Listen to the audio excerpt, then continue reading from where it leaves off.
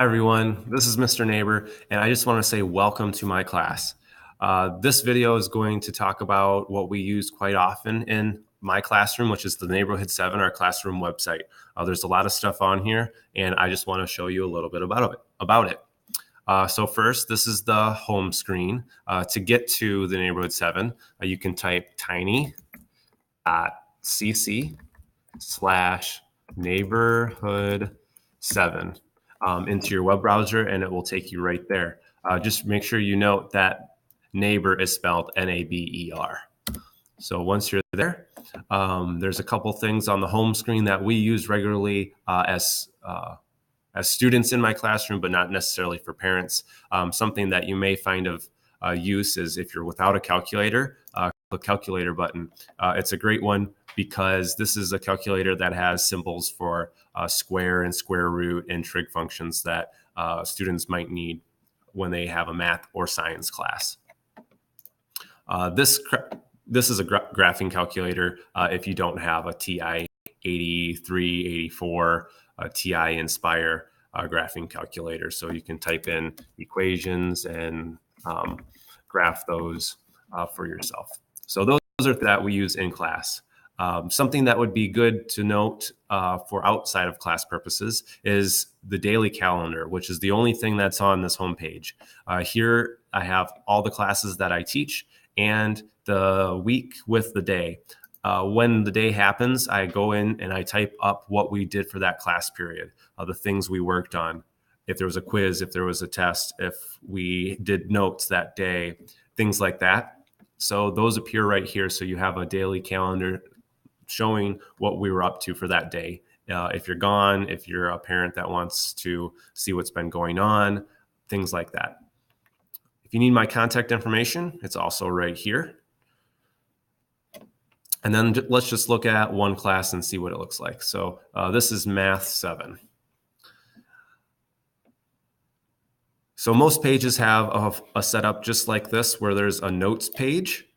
This is where I put all the notes that we do in class. They're usually organized into one document per chapter in a PDF. So if you wanted to, you could print this out at home or at school if the student wanted to. And when you open it up, it's exactly what we display in class, but it also has my writing on it that I would have wrote on the board with the students. It doesn't have me talking about the notes, but that's for a different section actually. So these are the notes. If we go to answer keys, I sometimes put a document that we didn't finish in class and I just want students to be able to reference for study purposes. I might put the answers to that in the answer key folder so then they can see that whenever they need to. A lot of times I put the semester review in there, which I think is what's going to show up for us right now. So here is the answer key fully loaded, and it looks like a semester 2 review is right there, and you can see it's sitting right there with all the work that I put on it. All right, textbook. We do have an online textbook for some of our classes. This is a class that we do have access for. So once you have your username and your password, which the school gives you, then you can log in and you can access your book at home. And apparently we're having some issues right now. You should be able to see the textbook and it will look exactly like it would as a hard copy, but you'll be able to zoom in and things like that. Edpuzzle is a link that we use to watch a video and then also answer questions on that video. So this link takes us to the Math 7 Edpuzzle. You'll be prompted to log in with your Google account, so you don't need to make an account. All students have a Google account through Beckman. So if we log in with Google,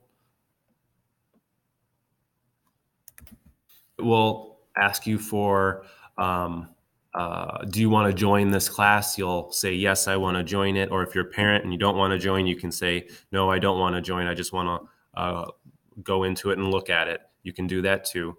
And then you'll get to a page with a bunch of videos, if there are any. A lot of times with younger students, I don't do this method. But what the videos have for you, just to kind of show you what one looks like, if I go to content.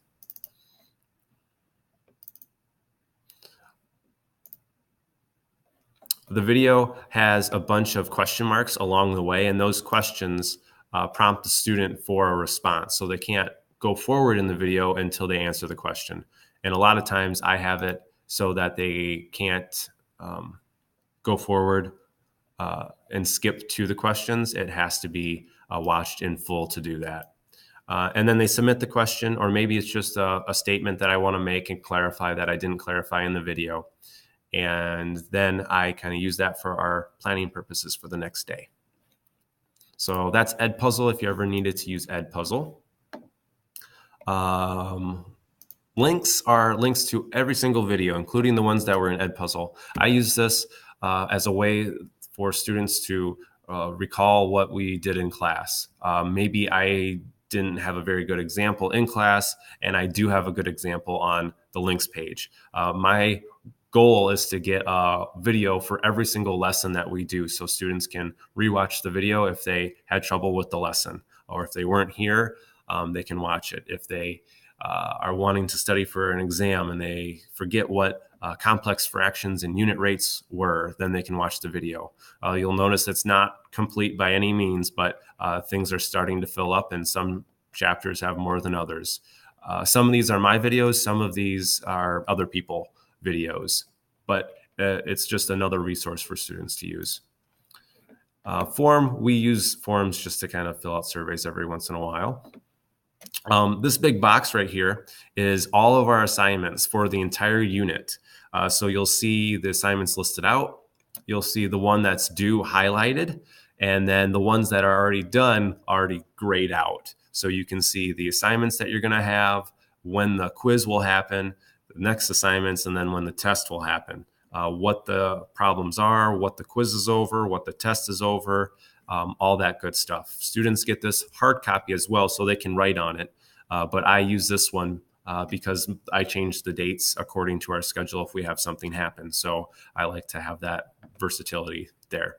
But this is updated every single day, so everything should be current. And if I put a date on here, that's the date that it's supposed to be due. So if I say something different, like it was supposed to be earlier in class, but I forgot to change this date, it's the later date that I posted right here. So this is what I go by and what students should go by too. Here we have the syllabus. So students should have this. They should be able to look at it, and any grading or policies that you need to reference would be outlined right here. And if you lose it, you always can get it back. And lastly, I do have a corrections and conference information sheet because a lot of times students want to go over their quiz or test to get points back or redo something. So that's right here so people can look at as well.